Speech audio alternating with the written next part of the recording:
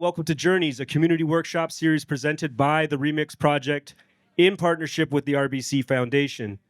Journeys is designed to bring the creative community together for meaningful, high-level conversations with some of the most accomplished and respected voices in our industry. Before we get started, we'd like to express our gratitude to our sponsors for making today possible: the Slate Family Foundation, Canada Council for the Arts, and of course, Factor. Thank you to Soho House for having us once again. We appreciate you having us in your doors in this beautiful space. With that said, we are honored to have entrepreneur, A&R artist manager, style maven, and co-founder of LVRN, Justice Baden. What's going on? What's going on? How are you guys? Thanks for having me, by the way.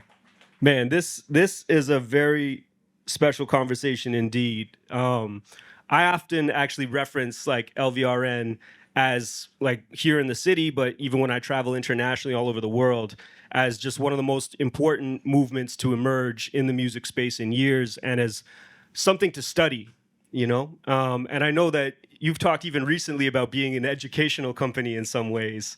I saw an interview with some guy in Australia where you were like, yeah, we're educational as well, and talking about share. But one thing I have noticed is that you've often shared the process. Yeah, it always clicked to me. I feel like there's no blueprint in music, right? Right. And there's no one way to do one thing. And when I was coming up, I realized that I didn't have as much information as I would have liked. And really, the information is really just based on what you guys are doing, which is the stories. Right. So I can learn from the mistakes. Because the reality of it is just like the synergy between like what we were building and Toronto is like really kindred, right? Like what EXO was building early, that was a lot of blueprint for, how I was looking at things too. So that's it's interesting, yeah. That's cool, actually. That's a cool little gem right off the jump. So this is Journeys, and we want to talk about your journey. And so we're going to start at the beginning. So we're going to wheel it back a little bit. Obviously, you were born and raised in Atlanta. Correct. Of Ghanaian heritage. What music, I want to know, like what music, because A&R is a big part of your role today. So what music was playing in the house growing up? It's so interesting as the older you're getting. Now I feel like I'm washed. But like the older you're getting, you start to look back and you realize how things just like live in your subconscious. Yep. And my grandfather always used to play in the house really loudly. And I'm a kid, I just want to watch cartoons. And he wanted to blast music, and he was always playing Bob Marley so loud. Right. And I'm like, this is so annoying. But then, obviously, as I'm coming of age, I start to realize that like music is my guiding through everything that I do. So I mean, Bob Marley was really big in my household. I do want to say who else? Really all reggae. Like that in itself, that genre, that spirit of it. Some gospel I feel like was obviously important for, any immigrant parents, that how deep that is for them. Right. But yeah, so when I was coming of age, I think that's when I went left and decided to get like super rebellious, and I got into my like Eminem bag and Jay-Z bag, and then it wasn't until I found Kanye, and that like changed my whole life and my perspective of like, oh, okay, cool, I found my people. Right. And yeah. So. And that's interesting, because that's not the first artist that you would expect someone from Atlanta who's born and bred from Atlanta to start mentioning, off the top, like stereotypically. Yeah, I mean, I think I always say music is the soundtrack to like your spirit, and it was his spirit, through like College Dropout, which again influenced me to drop out of college. That kind of that you resonate with, right? Obviously, there's a sound based on where you're from and your region, but if the spirit is like true, it doesn't matter who it is or where you're from, it's always going to resonate. And that's what I always tell artists, is as you're developing, you're finding your sound, you have to find your spirit and what's your why. Otherwise, it's just kind of like you're wasting time. Like you have to find a reason to exist, right? Just like as an artist and as a business or whatever it is, if you have no reason to exist and it's not clear who you're servicing, it's just noise. Right. Yeah. And I mean, that actually makes me think of another conversation that I saw you have where you were speaking about, you're like, I don't even necessarily sign people off of their voice. Like I sign people off of authenticity, and I feel like that ties into like your why, or understanding that and understanding yourself. Like I feel like a lot of people would be like, what do you mean? Like you guys are known for R&B music and like incredible voices. Yeah. But like what Can you break that down a little bit about like what it is that attracts you and helps you find the caliber of people that you then go on to work with? Yeah, I mean, I think that like again, if you're a student like I am and you care about human nature and again what the purpose for music is to like your I guess your fulfillment. You know, there's passive music listeners and there's like music listeners like myself where it actually frames and changes how I think and how I view and gives me the inspiration that I need or helps me cope with, you know, how I'm feeling. And if you really understand music in that space and it's like it connects with you that way, you start to realize that like the talent is one thing, right? But like the story and the authenticity behind like what it is about this person that makes you like kind of fall in love with their art, you know. And it doesn't matter in which medium. Music is one medium, but like any artist, the gem is in the story, right? Like Right. I can do a painting right here on this wall, and it might be better than anything you might have seen technically, right? Than an artist that like I don't know lost one eye in Vietnam War and now he's wobbling and Yeah. and figures it out and like and now everybody's on this artist because the story is so compelling. You know what I'm saying? As humans, as people, like we're drawn to stories. That's as old as time. Absolutely. And if you're an artist and you haven't figured out what your story is and how you can incorporate that in what you're making, it feels a little bit empty. So for me, when I'm looking at artists, when I'm trying to sign an artist, I have to figure out how to connect with the person or with the story and how unique it is, right? Because at the end of the day, like we all kind of all live a similar life experience, but what we gone through specifically in our childhood, I think that is what like differentiates humans and like why every human experience is different. Because like at the end of the day, like I think the best music really comes from like traumatic experiences. Right.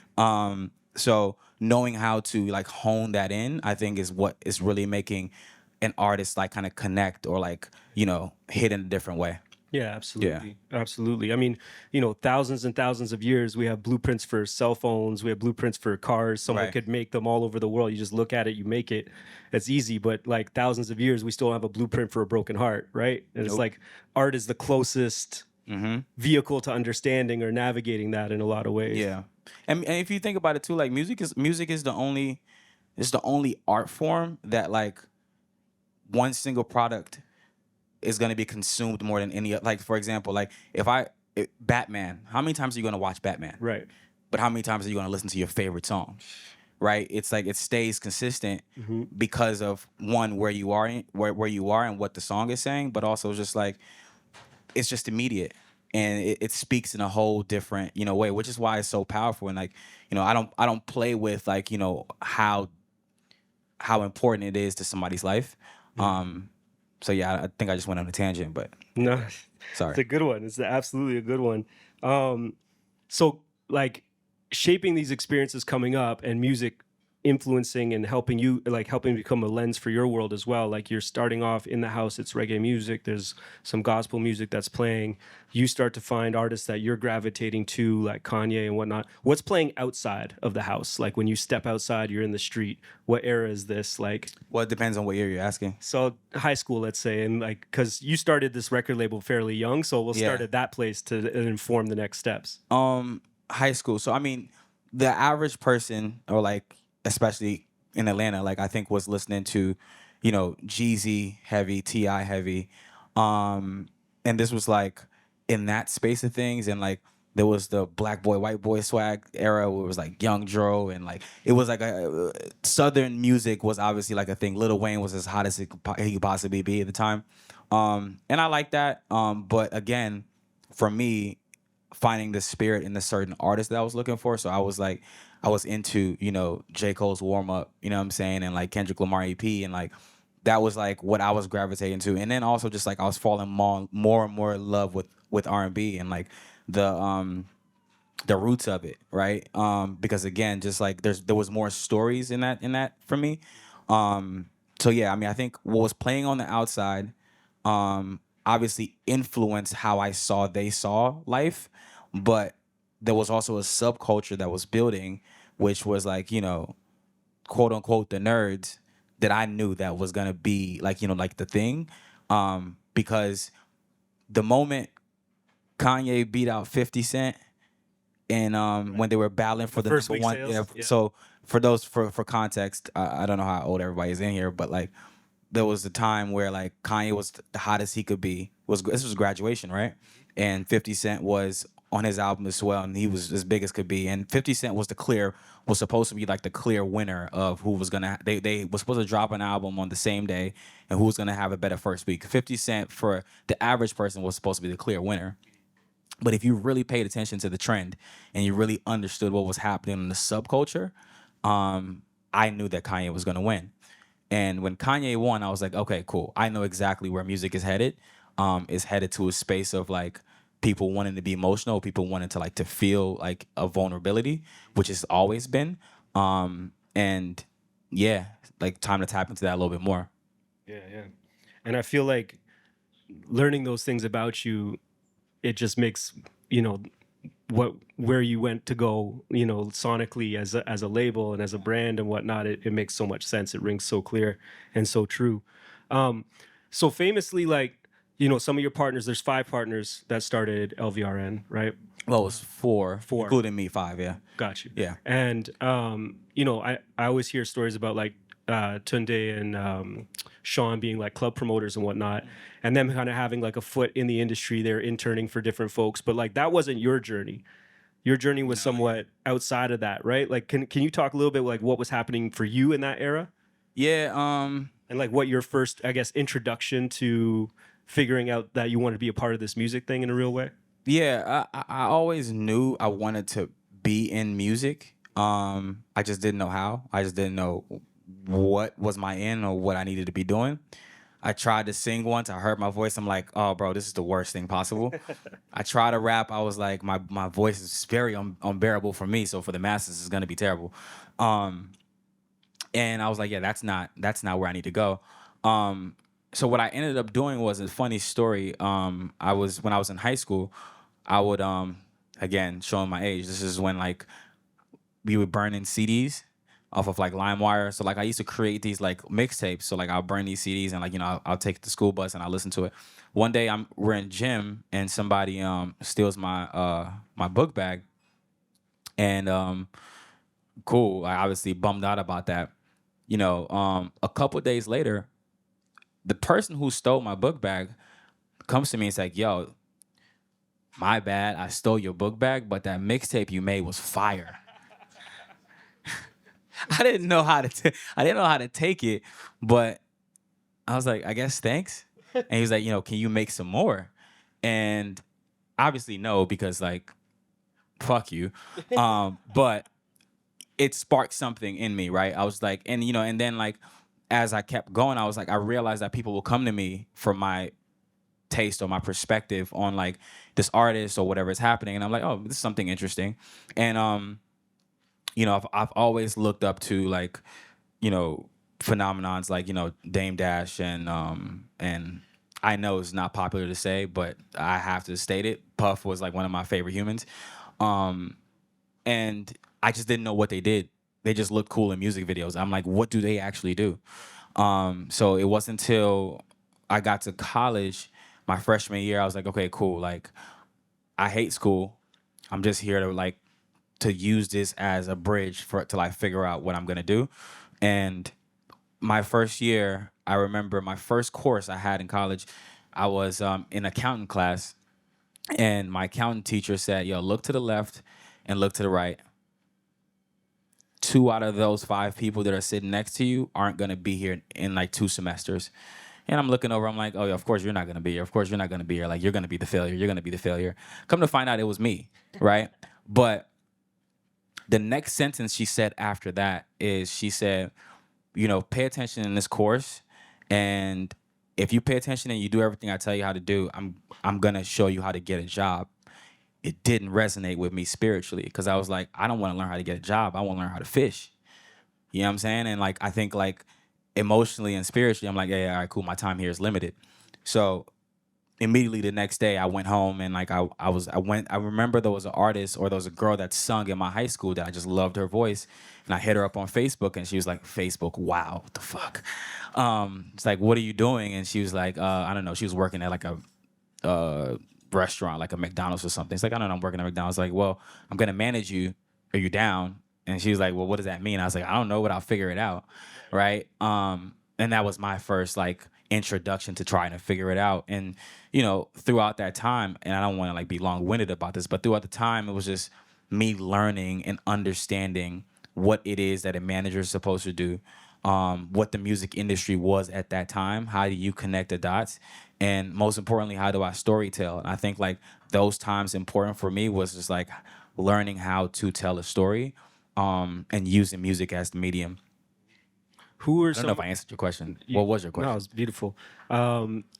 Building off of that, because like we know that at this point there isn't really a lot of places that you can go to like learn A&R or learn music management. There's been a couple private institutions that have popped up here and there that are trying to teach these courses and whatnot. But obviously, going to college, there was accounting, there wasn't A&R class, there wasn't music management class, there wasn't anything like that.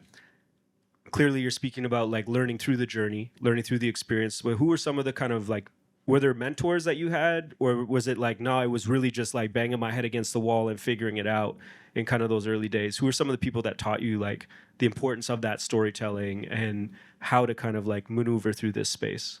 Well, it just depends on what time period you're asking. Like Right. in the time period of before I got my first artist a record deal, nobody really. Right. It was just YouTube. You know what I'm saying? Like just like learn. But again, like I'm like I think in order for anything to work, this is just my theory.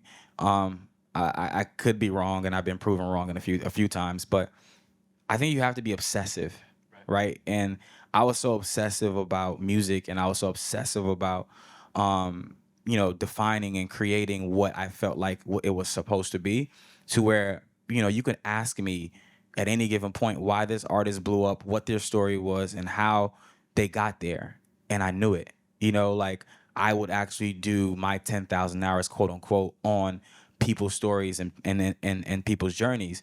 So in that same breath, like that was my mentor, really just like paying attention to what everybody else was doing and going on YouTube and finding these like random off the cuff videos and like just like learning and understanding, and like that was like what I was figuring out. And then obviously once success came in a little bit, or perceived success, my first like stake of success, there were some people that were instrumental in like helping guide. Eve was one of them. Eve is J. Cole's partner in Dreamville. And that's like the first artist that we signed to Columbia. That was because J. Cole was initially a Columbia Records artist, and that was like in my terms as like I was doing the deal. Because also what I realized with record deals, you can ask for whatever. The answer is either going to be no or yes, and if they really want you bad enough, they'll make it happen. And in my terms, I was just like, I have to meet J. Cole's manager. He's signed here, isn't he? Right. And they're like, yeah. And that he was one of my first mentors in music. That's brilliant. Yeah. That's brilliant. I love that you actually built that into your terms where you're like, fuck, I got to learn this somehow, Yeah. and I got to like build and find like minds and peers and like kindreds in this energy. So, yeah, introduce me if you want this to make Yeah, it because happen. what is the point as a label if you can't give me your resources? Absolutely. And it all can't be money, right? Yeah. It can't be money driven. It has to be educational. You're young. I was like 19, 20 at the time. Trying to figure it out, and like imagine if I wasn't curious to learn, I would have failed. And you don't get that many chances. So it's like once you get it, what are you gonna do with it? And I think like it was also an era too where we saw a lot of these movements and as ecosystems. And so it was like it wasn't far fetched to be like, yeah, I want to be part of this movement, whether that was Rockefeller, whether that was like Rough Riders, whether that was whatever it is. But like I'm joining something to be a part of this ecosystem versus like I'm signing to Universal to get money, like capital is always, of course, the goal. You're trying to change your life, you're trying to change reality, whatever. But I do feel like there was a sense that you're joining a family, you're joining something like that. And I feel like that's something that has died off in a lot of spaces, but LVRN has actually like held very strong too, at least again from the outside looking in. I mean, so to some of my earlier, mentors too. As when you were just saying that, I was like, okay. Another one was Chris Clancy. He did Odd Future, Frank, Mac Miller at that time, and I remember once he sat me down and he was like, "Hey man, like I know you have the hottest like new young artists in the game right now, but like let me tell you something that I think you should really like take to heart." And it changed my life and my perspective. And maybe I should text him that. But he said, focus on the soil. And I was like, what does that mean? And he was like, make sure like the soil is rich. And every time you plant something, if the soil is rich, the tree will grow. And I was like, well, speak English, motherfucker. What are you talking about? And he was like, your team, your infrastructure, spend more time on that. Like, he's like, I'm managing 7 wild kids at one time, but it doesn't matter what's gonna happen. Tyler, we see what Tyler the Creator is doing at the moment. Like, whether it's from music to film to commercials, clothes, whatever it is. That's because his soil, his foundation is so rich, right? And you see the spawns that it comes out. He can just say he likes an artist, and now there's an artist that's like, I attribute Cali Uchis to his success, even though it's out of his tree. You know what I'm saying? Rex Orange County. There's so many different people that have come from his cosign. But again, it goes back to like the theory and the ideology of what Clancy told me, and I was just like, okay. So as we were, because I was so head into like artists. I got to make this artist work. I got to make this artist work, and I was so young, and I didn't realize that the the worst heartbreak than getting broken up with by your girlfriend is getting fired from an artist that you manage. That's painful. You're like, what Like, the I fuck put my am I life gonna into do? you. Like, Literally, I actually literally, right?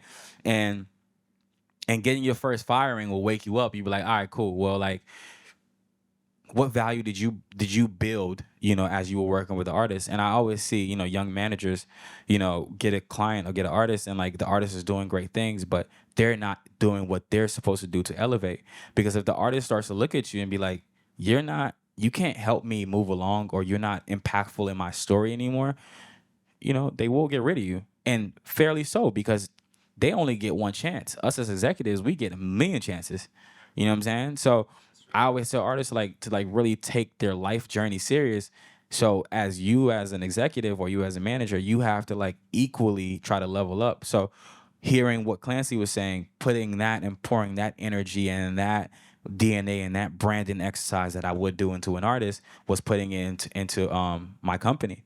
And not just the artist, but like, all right, cool. Like, how do we make sure like all the executives are known for what it is that they're great at in their own respect? Not everybody might want to, you know, be as like outgoing as possible, but like we can tell the story for them. You know what I'm saying? And like really spend the money and like and figure out what our DNA is and our setting, which is Atlanta, Georgia. We have a specific sound or a specific vibe, about what it is that we do. So that was all intentional. It wasn't just, yeah, yeah. by accident. Yeah. I mean, there's a thread that's like weaving through this conversation around this idea of like your story being your currency, in many ways, right? And being authentic to that. How were you tending to that soil? Like once you like sat down and you started turning that idea over in your head a little bit and you're like, okay, well, I got to water the soil and I got to make sure it's got nutrients and whatnot. Like, what were the steps there? Because this is at a point where you were still managing Yeah. and there was LVRN at this point, and we're kind of skipping It around, was but it was it was always LVRN, yeah, but we were just managers. you were just We were managing. just managers. We like, bro, you're talking to it at that time, 21, 22. I'm making decent money, but like still a couple bad decisions from being poor again.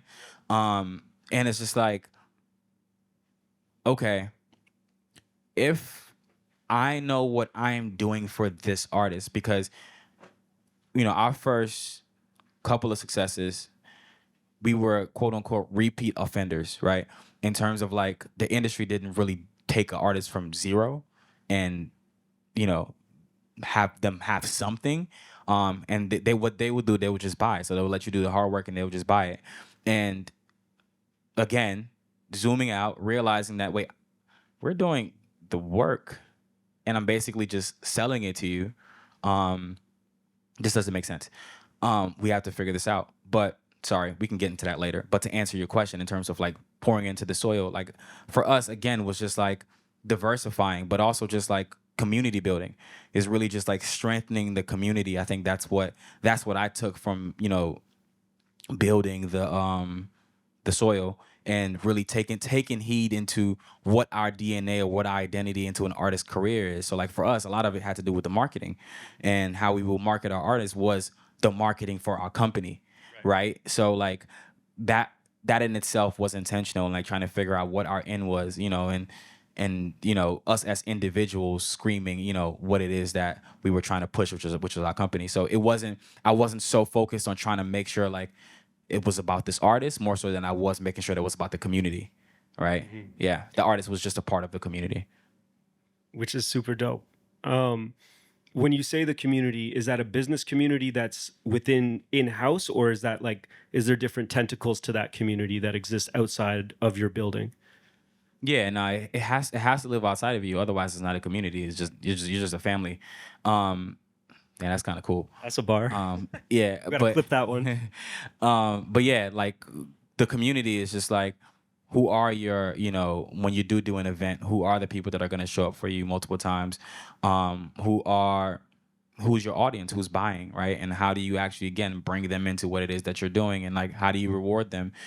Community building, again, just like learning from each other, doing things like this. I like sharing knowledge and spreading those ideas into the world. I feel like is very essential for building community.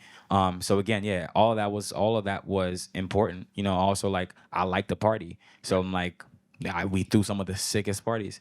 You know what I'm saying? And just doing it differently, and not just regular parties. I feel like all these different things were just things that again just were reinstated that we were, a family, and we were building a culture and building an identity.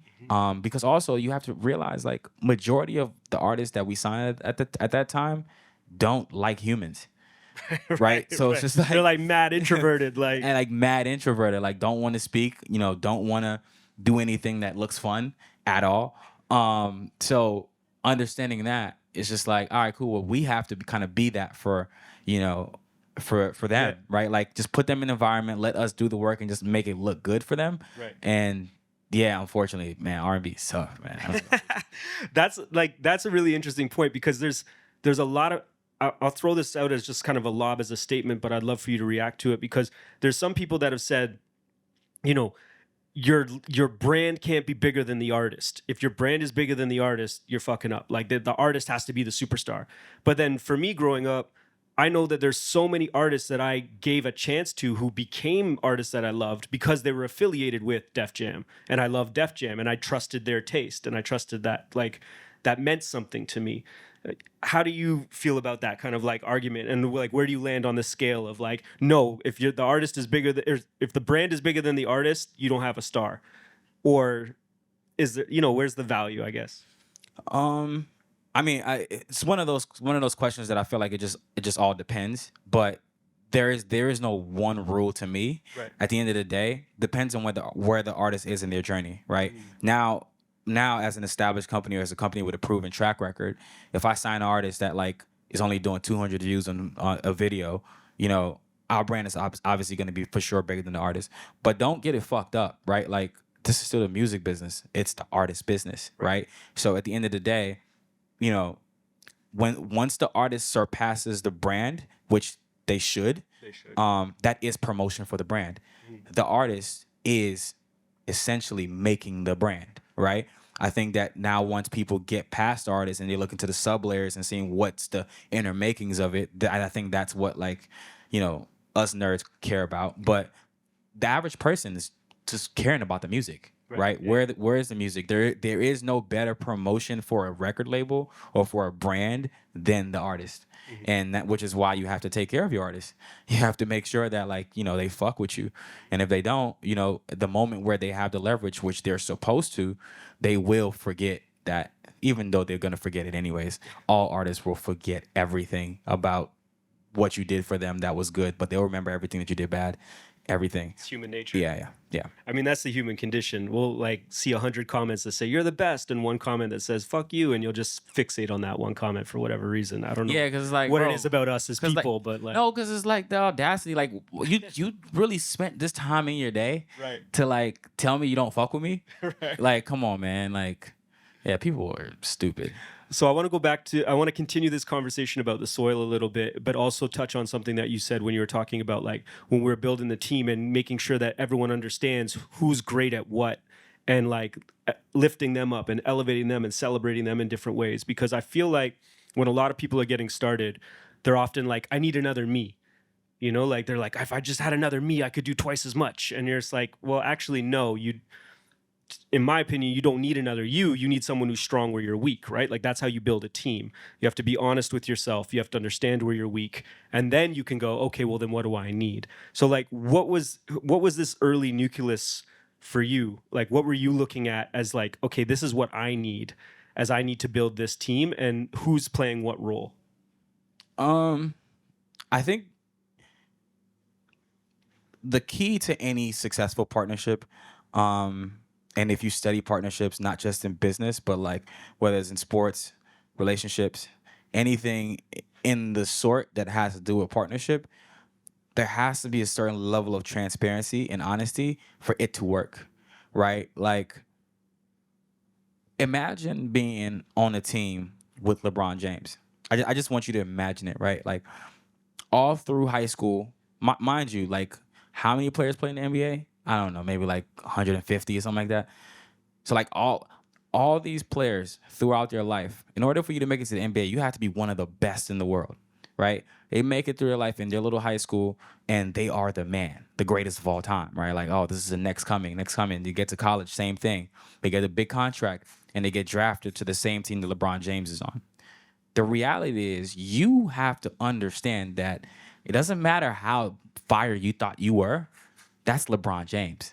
He's more fire, right? So I think that like you have to understand, and to parallel it to where we're going to like a partnership, is just like, I have a really great ear in music, but at the end of the day, my partner Tunde is just a lot more well versed in negotiating contracts. I can't try to figure out or try to be better than him at that, because that's just inefficient, right? And same thing with, all my other partners and what they do.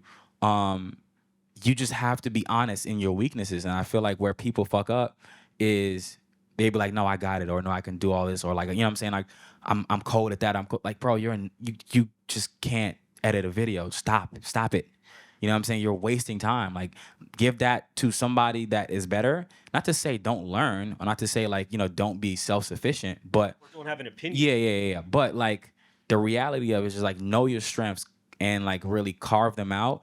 And usually strengths, I feel like, lean into something that like is innate, which is a gift. And then you have to like, once you understand what your gift is, then you sharpen your gift, right? I think that a lot of people, the reason why like, you might see an artist today and then like, now he has a new hustle, and then like now there's another new hustle. It's just like, bro, like, take the time to really figure out what is your gift, because everybody has a gift, right? You just have to figure it out, and that's the part that you have to craft. And once you craft it, then you can really start to like live in your purpose, or live into your truth. Because without that, you're just again occupying space. Yeah. Absolutely. So along your journey, you're managing artists initially. You get one artist signed. You're working with a few other folks. You start to recognize, hey, I'm delivering like a final package almost to this label. Like, we can do this. Where, like, at what point do you have the leverage, and how did you get that leverage to be able to go and like start the record label? Well, again, at that time, now we're going to fast forward to like I was 23, 24. Yeah, 23, 24. Yeah, at that time, if I'm thinking about it, I'm like, bro, a label, that's whack as fuck. Like, who the fuck wants to have a label? Like, I'm a manager, I'm outside. Like, you know what I'm saying? Like, I'm lit. I'm in spaces that like, label niggas will wish to be in. You know what I'm saying? But that's not the case. Because again, my lack thereof understanding of how the business worked, I didn't know that that's where the money was. Because I'm like, bro, ain't nobody buying music. You know what I'm saying? Like we're coming to shows, but like ain't nobody buying music. So like, why do I want to be a label? And this was the time where Rory was doing his thing, and then Drum was doing his thing, and then we signed Black. And Black lived on my couch for a year. He was in a bad deal. And it took us a year to get him out. And every day he'll wake up and he'll record. Every day he'll wake up, record, wake up. He was supposed to come to my house and just work for a weekend. Okay. And he just never left.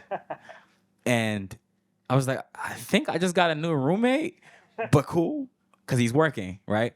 And this was a crazy time where like he would see us come in and out the house and just like, travel the world and come back and and it looks lit, and like he has nothing to his name. He was a terrible deal. So we finally got him out the deal, and all that work and all that preparation, a month after he got out the deal, we was like, all right, cool, let's put out some records. And we put out the first record, and it went immediately, right? And at that moment, it was just like, I didn't need a record deal because we had some earlier success. So it's like, yo, we're just gonna put our own money into this and kind of just do it independently. And this is when like Chance the Rapper was really pushing like independence. And I'm like, bro, I didn't really understand what that meant. So anyways, we put out the record and it was going crazy. And this is the record. The record is Problems. And as that's going, every label's calling. At this point in time, like I've done the dance and I've flown out to every, chairman's office and, some wild stories that we can get into later. But, I'm like, bro, I know all of you guys know us. I don't want to waste your time. I don't want to waste your T&E on flying me and 5 human around the world. You know what I'm saying? Trying to convince us why we need to sign to you. Like, it is what it is, bro. We're cool. And this is when I realized, like, there's something so sexy about the word no. Like, the word no just, like, gets people going. It's just like, I gotta get it. Because, we just kept saying no. The record will get bigger? No. And it was just, like, to the point to where Joey Amanda gave my partner Sean a call. And he was at the Interscope at the time. He's like, yo, just come into the office, B. Like, you know what I'm saying? That's how he would talk. Come into the office, B. Like, let's just kick it. And we were all in LA at the time, and Sean said, yo, y'all want to go to Interscope office? And I said, put him on speaker. And he put him on speaker. I was like, no. Like, we're not trying to sign him over. You know what I'm saying? He's like, no, it's cool. Just come to the office. I just want to say what's up to my guys. I didn't know we were guys, but cool. So we go to the office, and he was like, all right, well, at least I got y'all in here. What is it that you're waiting for? And I'm like, nah, nothing. Like, we're cool. Like, we're actually cool. And he was like, well, think about it. And I was like, what are we thinking about? He's like, well, just think about it. He's like, whatever you want to do, whatever deal you want to do in 3 years from now or 2 years from now, I'll do it today. It always starts with the seed. He planted the seed. So we left office. And now we sitting around like, hold on. Hold on. You're telling me that you're going to give me what I want 2 years from now, 3 years from now? Shit. What is it that we want? And that's when we kind of went through like, all right, cool. Like, I want a 50-50 partnership and like all the, the things that go into it. I want an overhead because I really want to spend the money building our infrastructure and like getting a studio, like a real office, and like can't operate out of my house anymore, and like, really build a community out in Atlanta, like hire some young A&Rs and like actually like have a real staff. And these were aspirations that like were sparked by just that idea. And, so then I called my attorney and I'm like, hey, this is what they said. He's like, no way. Mind you, the record business, nobody's making money at this point. So like these type of deals and like 85% of like joint ventures fail immediately. So these type of deals were like nobody was doing them. He's like, nah, that's no way they said that. I was like, bro, let's just put something on paper and let's send it over. So we drafted it. We drafted our agreement, what we wanted, and we sent it over. And him and John Janik looked at it and they said, yeah. And it was a great bet they made because we were profitable 6 months in. You know what I'm saying? And he was just like, and then I saw my first check from a label. And I was like, oh, nah. Now I understand. I was like, yeah, I understand. I understand why y'all in these buildings. Yeah. Now I get it. Yeah, it was different. one thing I talk about with a lot of artists is like the more you try to relate to people, the more that you're probably going to fail Right. because you're being too general. Right. But the more the specific that you get, people will find themselves in your 100%. experience or in your story. You That's know? a bar, yeah. So on that, like when you were talking, I saw another. I'm referencing other interviews because I just like I want to go deeper on some of the things that you've said because I just feel like there's so much wisdom there. You were talking about Black and you were saying like he's someone who could rap and he can sing. And I know from my experience there's so many artists, especially in the last like couple years, that are like, well, I do everything. Like I'm across, I'm not in this genre, I'm not in that genre. You know, I'm not gonna pick a genre, I'm not gonna pick a lane, like I do it all. And I'm like, okay, fuck. Like where I understand that you can do all those things, but like that makes it really hard for other people to understand you. And you were talking about like you're like I learned that mistake in the past and like built something new, and you chose with Black to make a clear decision. Can you talk a little bit about like I guess that process and like kind of like starting in the space of like, yeah, it's genre agnostic, it's alternative, it's cool, but like then coming to a point where like, no, this is a singer. Yeah. Yeah, they could rap and they could rap their ass off, but like this is a singer. Yeah, I think again, and let's zoom out a bit, right? Yeah.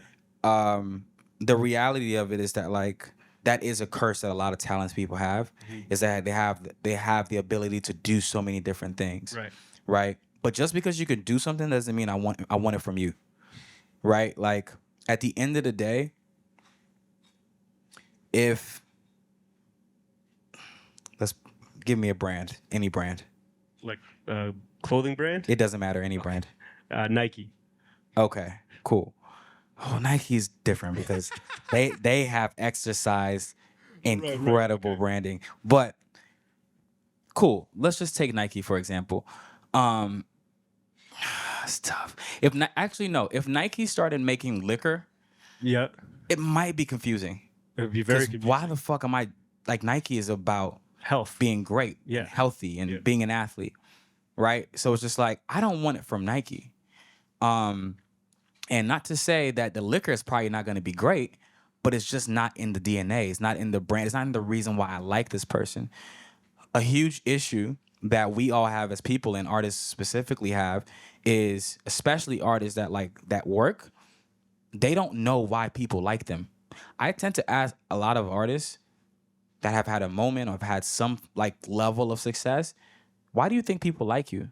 And the answers that you get are so incorrect and so misinformed.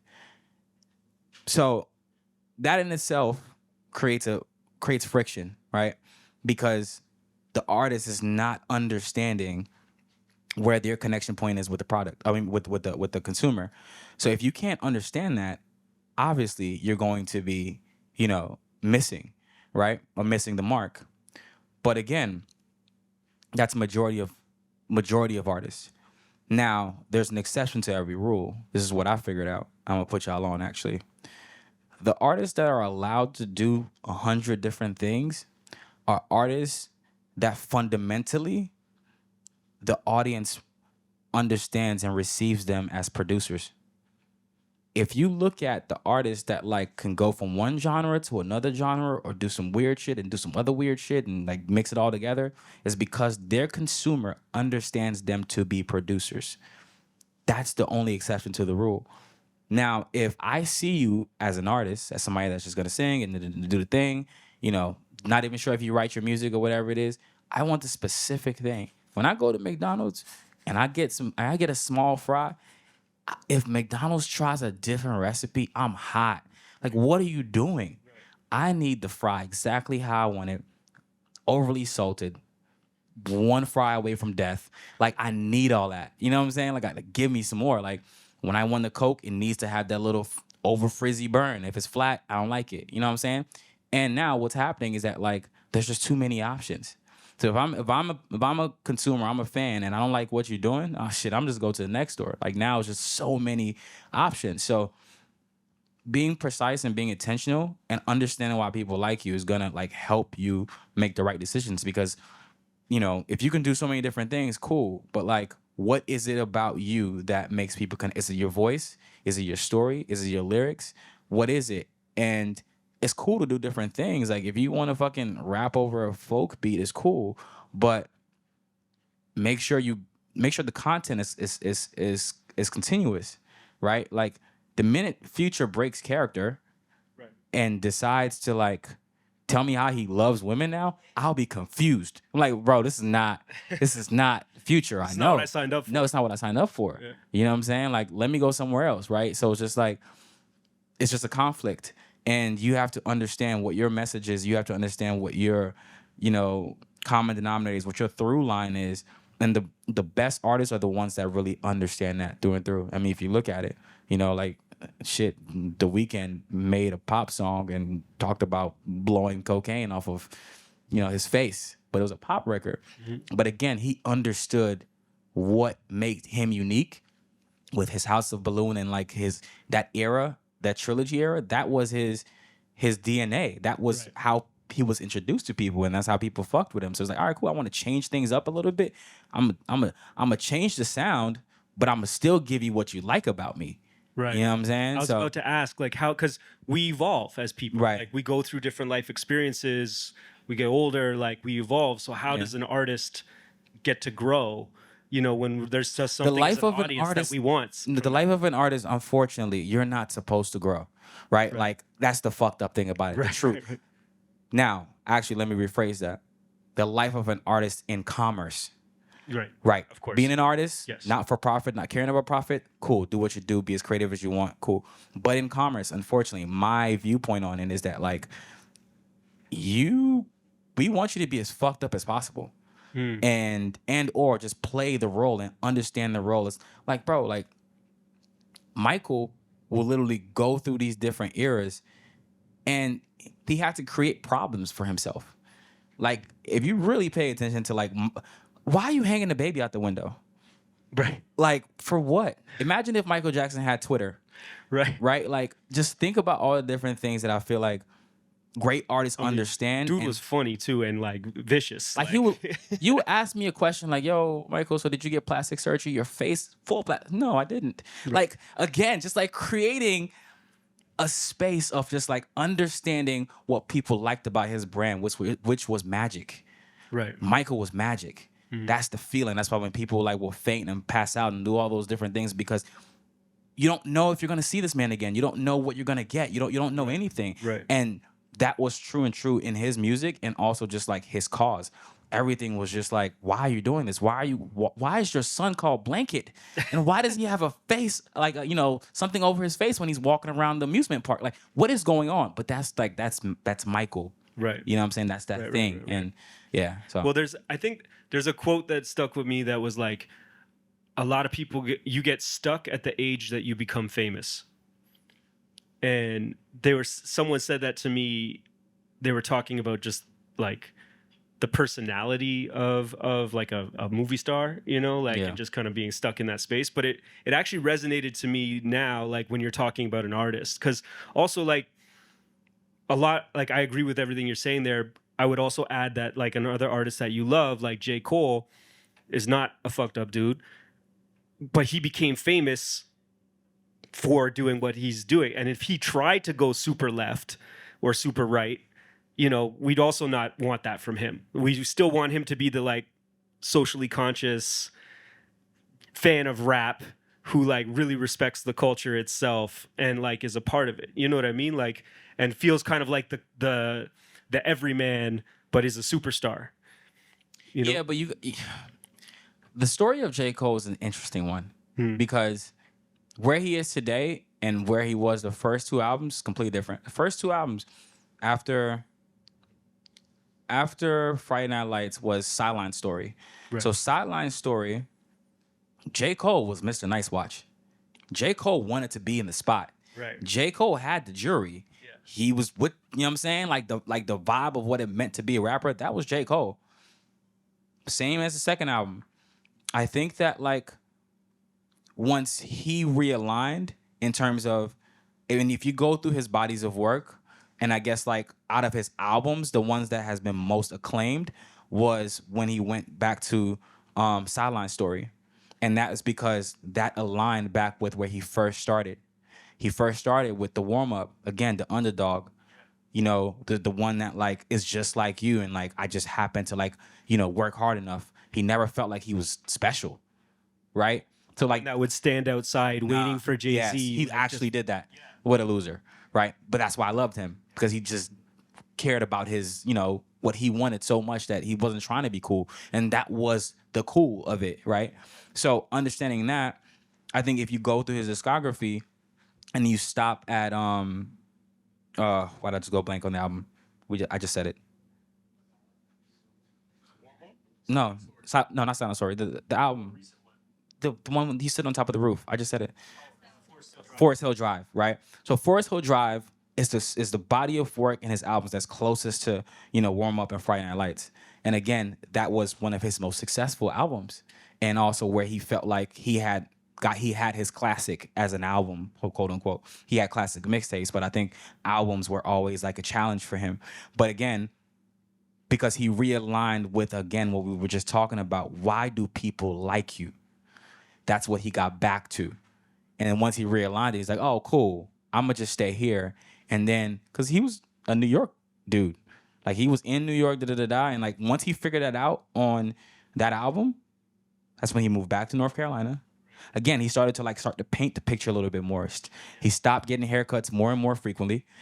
You know what I'm saying? Basketball shorts got over baggy. Like he was like selling that. Like now that became the shtick. Like, you know what I'm saying? Like, and I love Cole, but like as a person and like as an artist, but I think he understands his shtick, right? And he just dropped an album, and like I see some things that's going viral on the internet, like, oh, so more performative. I'm like, bro, the job of an artist is to perform. I don't even understand how you can be mad at somebody doing their job. It's like going to the bar and he's making you a drink. Why are you mad at him for making you a drink? Like that's what you want. That's what you signed up for. But yeah, he just understands his shtick, and is so true to himself that it's almost feeling like no way somebody can be this on point with their brand, and it just makes people feel uncomfortable. But yeah.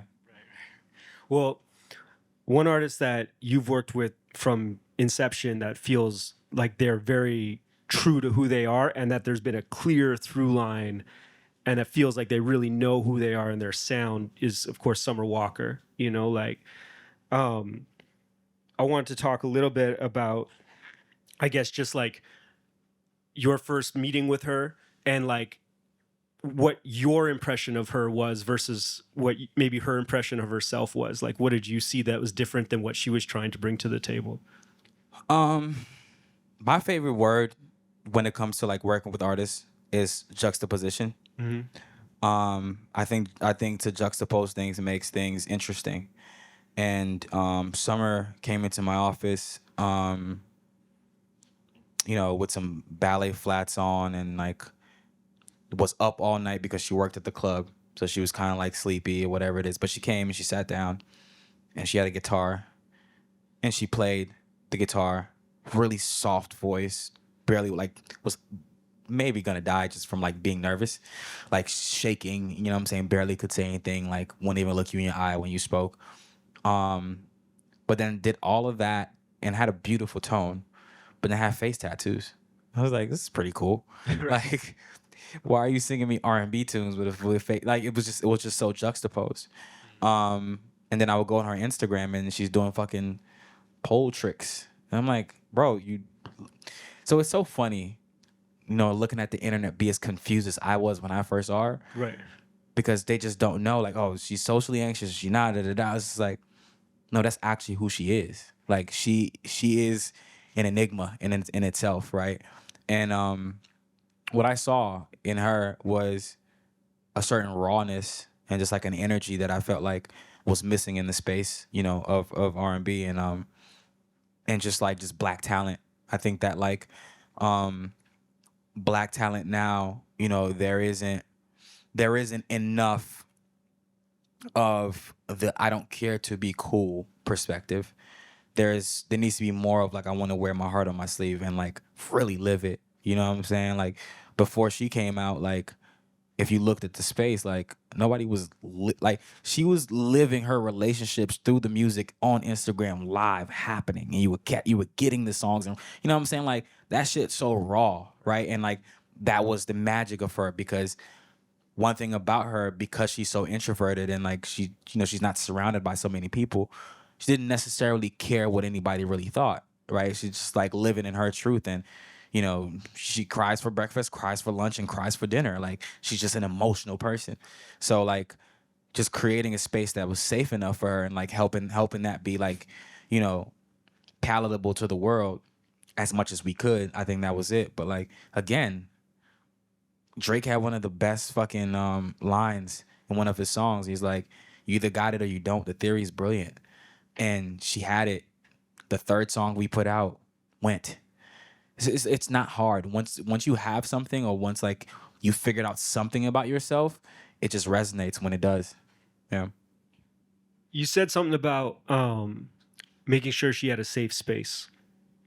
And I know that like dealing with artists that are so tapped into their emotion, which is kind of your bread and butter, there's got to be a lot of ups and downs, Oh, in bro, it's emotional distress. I said the minute any one of these artists that we're talking about like decide to like not work with me again, I'm suing all of them for emotional distress. I don't care.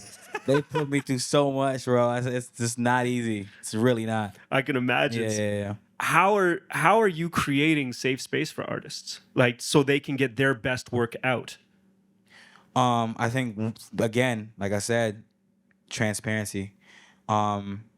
I share an honest relationship with my artists, and artists that I work with. I'm not here to enable. I'm here to challenge. I'm here to relate to you, and I'm here to help, right? And I think for me, looking at that perspective, a safe space for somebody like a Summer is explaining to her and trying to get her to see what her potential is, and like helping establish confidence, in something that is a gift that she has, and really nurturing that, but also just like protecting from like, people will come to you, and like, there will be like outside noises and outside voices like that try to like knock you off your square. And my job is to protect the asset. So if I'm gonna protect the asset, not everybody, you know what I'm saying? Like, dog, there's so many like, producers or songwriters and, executives, whatever, like, that want to work with her, or that want to work with her. I don't just let anybody in the room with her, because you have to protect that. Like, she has a special, thing, and like the wrong, energy around her, can derail everything, right?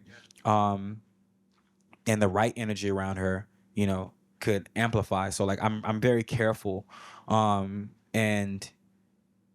really just like I do my best to listen to what the artist wants and who they are.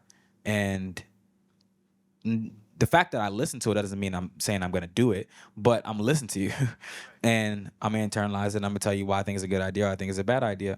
And even if it's a bad idea, I like to like take bets with my artists. Like, all right, cool. Like, I think this is terrible, but like, let's go for it. You know what I'm saying? And I've been wrong and I've been right. And like, there's nothing more, empowering than like letting somebody know that you don't like their idea, but you're still willing to support it. You know what I'm saying? That's a safe space. Yeah. Absolutely, that's beautiful. Following that kind of conversation, I know I hear young artists ask, veteran artists, established artists all the time, like, how do you get over writer's block? But I'm curious from like your perspective as someone who supports artists, how you manage that and how you help them again achieve like their best self, or reach their potential when they're feeling blocked or they're feeling trapped. Like, what kind of advice do you give them? I think writer's block is just like, it's just like anything. That means you're just uninspired, right?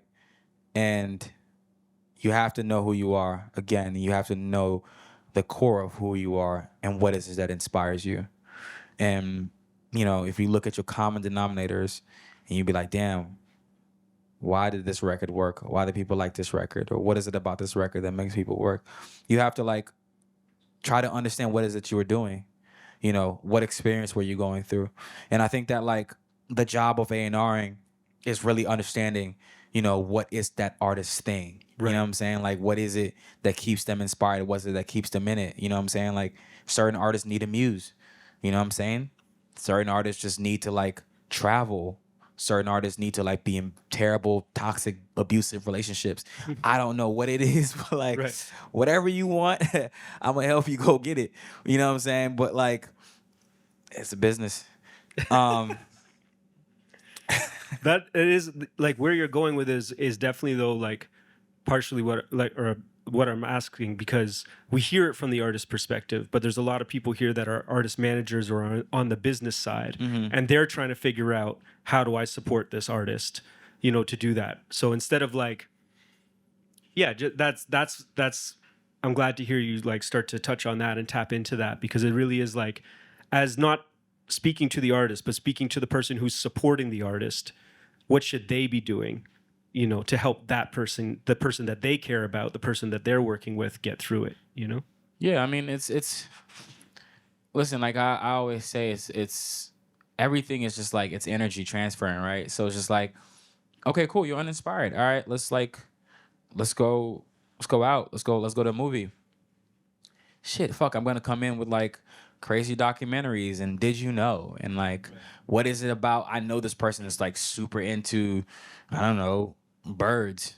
You know what I'm saying? Like, let me use my relationships to see if I know a professor on birds or some shit and just ask you to come to dinner and he just happened to be there and you know what I'm saying? It's just like, dog, this whole thing is just like it's curating, you know, like it's incepting ideas and making people feel like, you know, things are an accident, but like I know what I'm trying to do. I know I'm trying to get you inspired. You know, You're curating alignment. yeah, it's just like if you have a partner, whether it's a girlfriend or boyfriend, whatever it is, just like if you have to ask the question, what is it that's gonna make them happy, you're in trouble, right? Your relationship is cooked. So like understanding like who you're working with will allow you to kind of help create that environment for them. So yeah. Oh, that's beautiful. I think we got like one or two more questions on my side, and we'll open it up to some folks out there. But you spoke briefly just there about like sometimes it's about travel, and I know that you yourself are a very well traveled person. When did you start traveling? Like when did you start leaving Atlanta? So it was young. I mean, my story is a bit different because I was born in Atlanta, um, and again, first generation immigrant parents from Ghana, and my parents took me to Ghana at age 2, and I was there till about age 12, and then I came back to Atlanta. So the inception of me was, you know, started with travel. So again, two different realities, like, you know, from age 2 to age 12 in a foreign country and then coming to another foreign country. It's two different perspectives. And that's when I knew it was like, oh, like we all look alike, but the world is completely different based on like cultural narratives and like traditions and like just like perspectives. And that's when I knew it was just like, all right, there has to be like a bigger world. And I remember when I started like to become of age at age 16, I did my first trip to New York by myself. And I was like, this is when I saw a bunch of cultures in one. I was like, wow. You guys being from Toronto, you're kind of blessed because y'all see that. It's very normal to you guys, but in majority of places, it's like you only get one type of person. So when I saw that in New York, I was like, all right, cool. Like this is really cool. And I was just super inspired by like, okay, like the fashion and like what is it that like, you know, how the girls talked. And it was just different. Every pocket was different. Brooklyn was different than the Bronx, and you know, Harlem was completely different than Queens, whatever it was, but it was different. I'm like, all right, cool. There's a bigger world, and like since then, like I just felt like travel was super impactful for my, you know, upbringing because I like so many different things and like I get inspired by, you know what I'm saying, like blending two different cultures, you know what I'm saying, like going to London and like I remember I don't know if anybody's familiar with the genre Amapiano, but in Toronto was one of the craziest Amapianos I ever been to. And mind you, like I spent a lot of time in South Africa, and I'm like, damn, this shit's crazy. Like, so, but like seeing the Toronto spin on it was completely different. Then you know what I'm saying. So I was just like, but I can take all those different inspirations and like sightings, and not go do one in Atlanta, and it's completely fresh because I'm blending so many different vibes in my perspective. So like that's how important I think travel is. But now, shit, they don't have to. They have to fucking enter, bro. These kids are so blessed. Like you don't even have to leave your house. I agree, but there's also something different about being in the room, you know, and understanding that, because I feel like you traveling that much has made a huge impact on your point of view and your taste and your aesthetic, because ultimately as human beings, like, we're a collection of reference points, right? Like that's, every one of us are a collection of reference points, and so your reference points are so broad and so diverse. And then what's really exciting to me, and where new genres and subgenres and different things that emerge, are when two cultures bump up against each other, right? And then all of a sudden dub reggae meets electronic music in London, because diasporas are connecting, and we have dubstep, and then we have jungle, and then we have, you know. So I just think like it must have made a huge impact, and that's why I was wondering like just how early it was that you started moving around and seeing different things, and, you know, collecting these reference points and these these energies. Really, no better way to say that. Yeah, I actually like what you said, like it's a collection of reference points, because you're right. That's literally, I feel like the best artists too, like are like so understanding of different reference points. Yeah. You know. So yeah, I mean, I do agree. It is something different. You know, you can see Tokyo on the screen, but it's something different than when you get there and you be like, oh wow, this is different. Like, you know, when you land in Lagos, Nigeria, I swear to God, there's no other place in the world like it. I can't explain it. You just got to be there, and it just have some patience. But but yeah, it's a mad place. I love it though. It's one of the most creative places in the world. Yeah, for sure. So my last question then, before I open it up to folks, you know, obviously we're talking about your journey. We were just talking about travel, and it's just, you know, asking about like, where is your journey taking you? Like, where do you see the next kind of leg of your journey? That's a good question, and I've been trying to figure that out. And I'm honest enough to say I don't know. I haven't, like I've dreamt about. I've been so clear on where I wanted my story to go, since I was about 10 years old. In terms of like being career focused and like driven in what my passion and what my purpose was, that I never thought about it after. I stopped there. So now where I am now in my space right now is figuring out what that is, and getting back to the joys of things that I like to do. I like to share information, which is why I wanted to do something like this. You know what I'm saying? So shit, I don't know. Who knows? Maybe I might go and be a college professor, I never graduate college. I don't know. Actually, college is about to be useless. AI is going crazy right now. Yeah, I don't know. I don't have the answer. And I wanna like say the obvious, or just like, say what sounds cool, but I really don't know. I mean, I think that's what's cool, is being yourself, right? Yeah. Being authentic and understanding that every journey literally is one step ahead of the other, right? Yeah. One step after the other, I should say. Well, thank you, man. This has been absolutely brilliant. Thanks. We could definitely give a round of applause. But we are going to have an opportunity to ask a few questions. I see you right away early. I have like a pre-question to the question. You have are a prequel to the sequel? Yeah. Are you familiar with like the third culture experience? Kind of like what you guys were just talking about. Nah, put me on. So like basically being a kid that is like a child of immigrants and having like a culture within the culture that you grow up around. So like I'm also Ghanaian. So like my experience as a Ghanaian Toronto kid might be different than a Jamaican Toronto kid, but we have the Toronto experience mixed with the Ghanaian experience. Yeah, for sure. Okay. That's cool. Would you call it a cultural third experience? Culture experience. A third culture experience.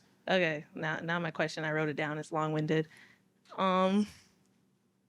So yeah, with you guys signing like O'Deal recently, and also I would say also Division because that's like Caribbean Toronto influence, and more labels investing in international third culture artists.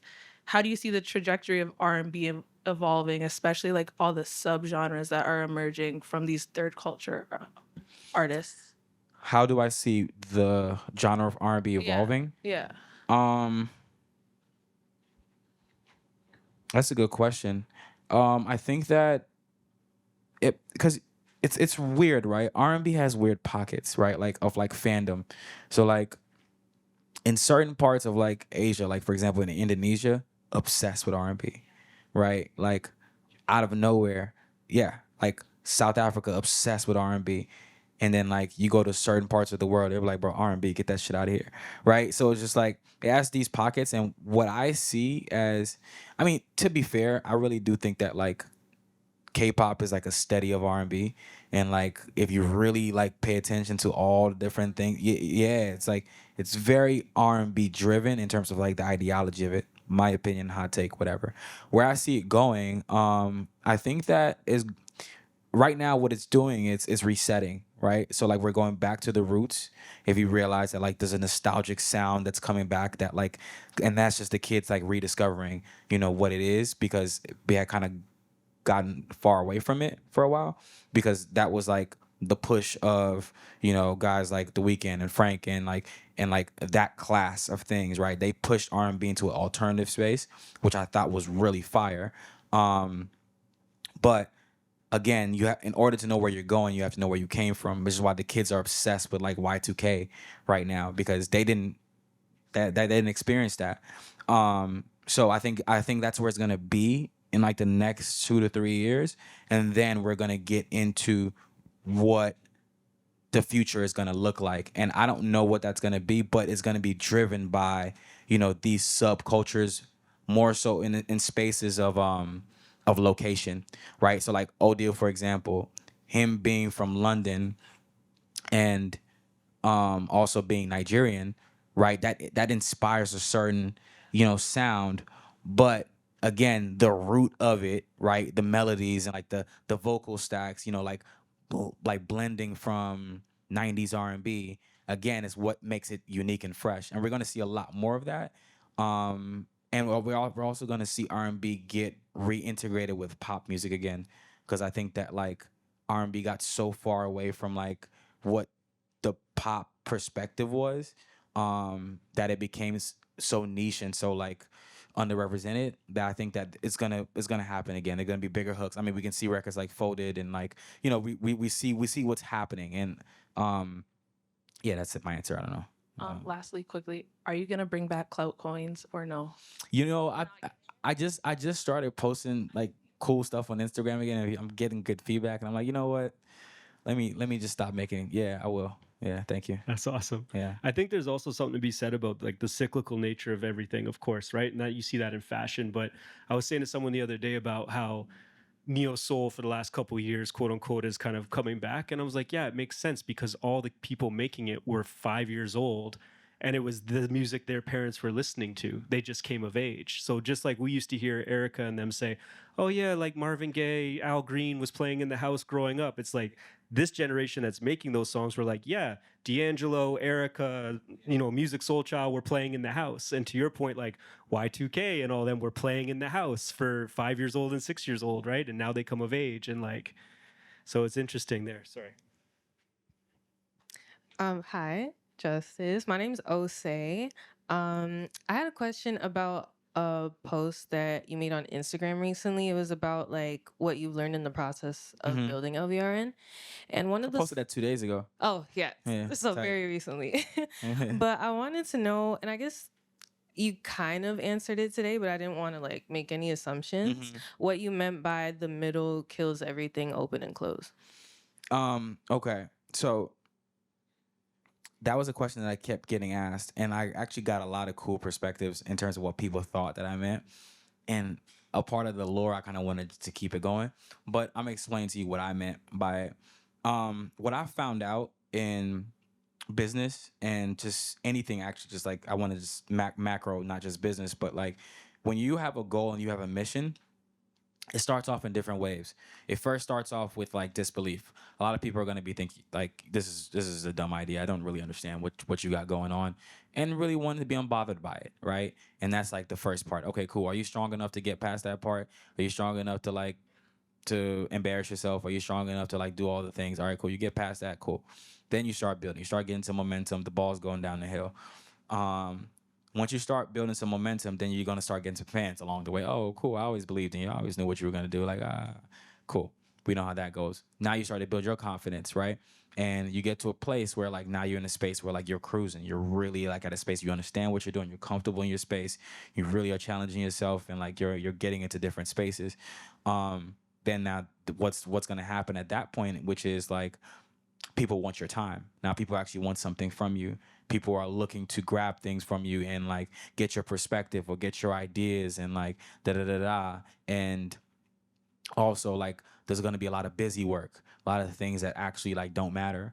And what I realize is like that's the middle, right? The middle is the noise. The middle is like, things that don't actually move the needle for whatever it is that you're doing spiritually or figuratively.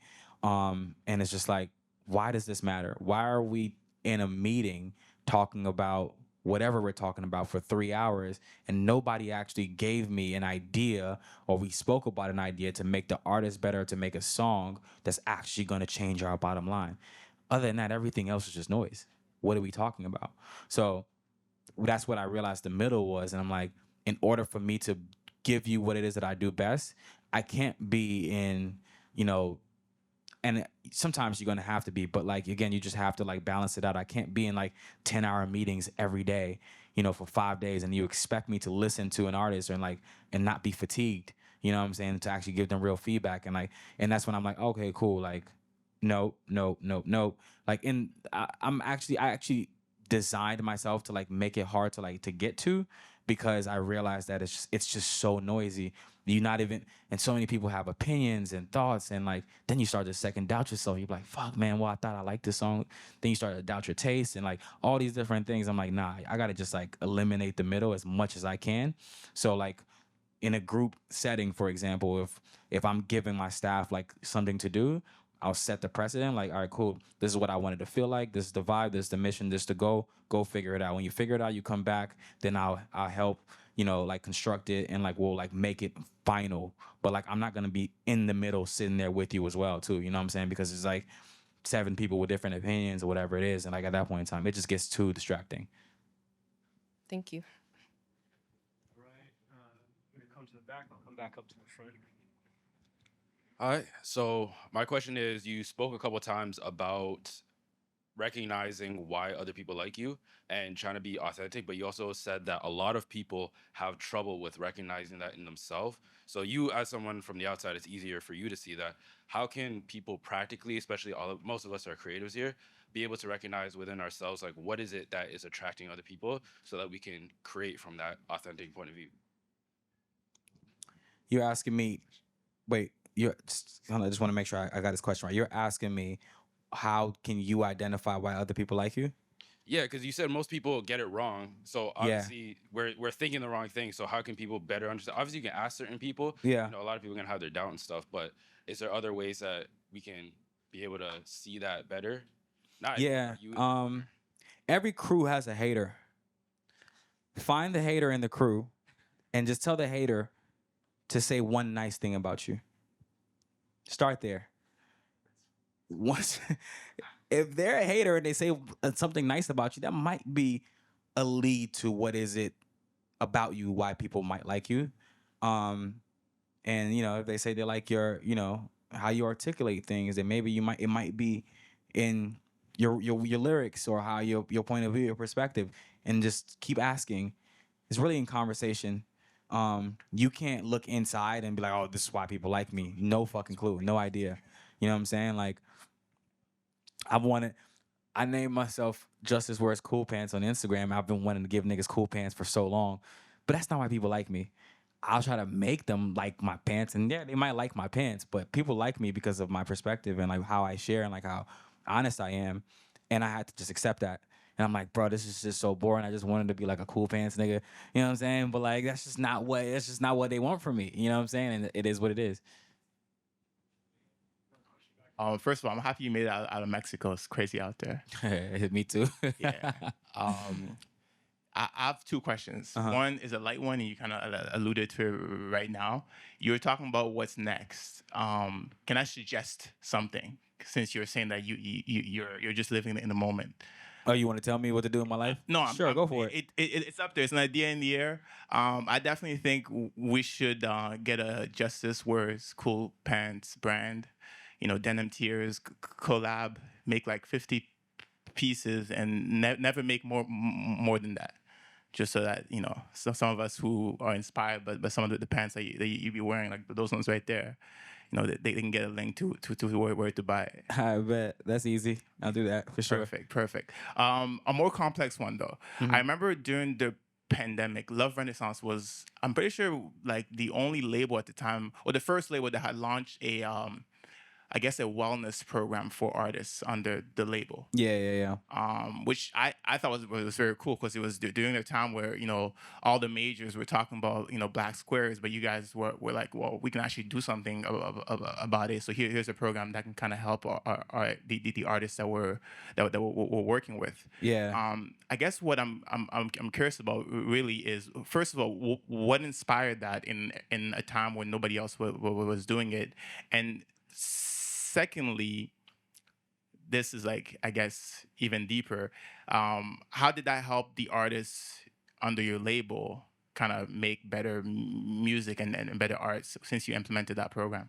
Man, this is a controversial question. All right. So the truth of it is how the idea came about to like start like a health and wellness program at the label, and like provide. We basically, what we did was we provided resources to therapists, and or whatever it is that you felt like at the company made your mental health and wellness like thrive, and we paid for it for everybody, the staff and the artists. And at that time, the reason why that came up was because me and my partners were going through it. We were actually like fighting a lot, and like we just couldn't agree on anything, and we did group therapy. And it was really fire, and like it saved us as a company. We went through like a tumultuous time right together, and didn't realize over the years, obviously everybody changing, and like all this shit that everybody's holding in, and didn't know if it was gonna affect you if I said this, and all those different things. It just kind of came to a halt, right? And things weren't clicking, and things weren't working, and like everything we would sign or work on was just terrible, and like it just wasn't a vibe. And then we was like, all right, cool, let's try group therapy, and we did, and it worked. Right. And it's like, all right, this is cool. Maybe we can help, some of the staff and some of the artists. And like, they just came from experience. It wasn't like something that like I felt like we had to do because my P&L said we shouldn't do it. That shit's too expensive. But how? Okay, so the part where I feel like it's controversial is just like, as a business, it's not the greatest decision to make. But as a human, it was a great decision to make, right? And I think this is the part where you have to figure out what the culture of your company is and what the soul is in your company. I'm like, all right, cool. Not everything can be for profit, so I understand. But like, man, like, therapy is like one of like the one of the worst things that's happened to music, man. Because when an artist like starts to feel better about themselves and they don't want to write music no more, and it's just like, man, but it's great for them as a human. But for me as a label, I'm like, fuck, man, like, damn, I miss when you was like, just didn't want to leave your room and you were just dark. You know what I'm saying? But as humans, and this is why, like, I think that us as a company, we have a great relationship with the artists that we work with, because sometimes you just have to put the business part aside and like really care about humans. You know what I'm saying? Absolutely. Hi, Justice. Hey. Nice to meet you. My name is Petra. I'm also a first generation Ghanaian, so it's nice to see other people on the stage. So thank you for presenting today. I had more of a personal question. From what it sounds like, you've been doing this for a really long time, and you started very young. And I know from personal experience, when you're trying to prove something in a Ghanaian household or just anything with immigrant parents, you feel like you have a lot to prove and that could feel very isolating. So my question is, how, even now, do you fill your cup? What did you do to fill your cup while you were on the journey of making it here? And even now, when you feel a little isolated, what is it that you do now?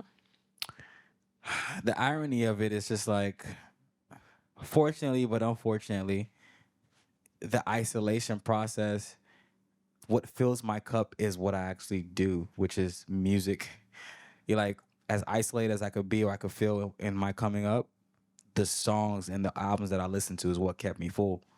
You know what I'm saying? That was like the irony in what it was and what it is, even to this day. You know, like whenever I'm going through something, I'm trying to work things out. Like the soundtrack is really like what is the thing for me. But I mean, just I guess to be a little bit more practical about it. I think it's just like asking yourself, like, why do you want this, whatever it is you're chasing, and once you get that answer, you can make decisions that like actually inform that answer, right? So like for me, it was, again, like I said, it's just, there was a song that, music has screwed my brain. There was a song by The Weeknd. It was called The Fall. It was on his third project. Or was it the second? I can't remember. Echoes of Silence, right? The third project, yep. I ain't scared of the fall. I felt the ground before. When I was chasing my dreams in that space, I'm like, I was in school, getting ready to drop out. I was selling shoes at Nordstrom, selling women's shoes at Nordstrom. Like, and then so I would go to school, sell shoes, go to the studio at night. My life was just like in a constant rotation, right? Like just like a never-ending loop. My mom looks at me like I'm a disappointment. My dad basically says you just like are a waste of air. But then I was just like, that's cool. This is cool. But if it can't get any lower than where I am at right now. This shit sucks. So if this is the bottom, I'm not scared of it because I'm doing it. And everything else was just noise. I just had to just put my head down and like really realize that like it's temporary if you actually believe in yourself and you actually do believe you're gonna get through it. And you just have to be just like clairvoyant in what your point is, what is it that's gonna keep you going. And for me was making sure that like it was cool, the music inspired me, and my point of view can be, could come across, and everything else was just like, all right, cool. I'm gonna make you guys realize it. And now, it changed. By the way, it changes because all parents want to do is just like talk about their kids to their other. Have you ever been to an adult function? All they talk about is their kids. I'm like, yo, what about y'all lives? Oh no, we don't have lives. We're just criticizing each other's kids.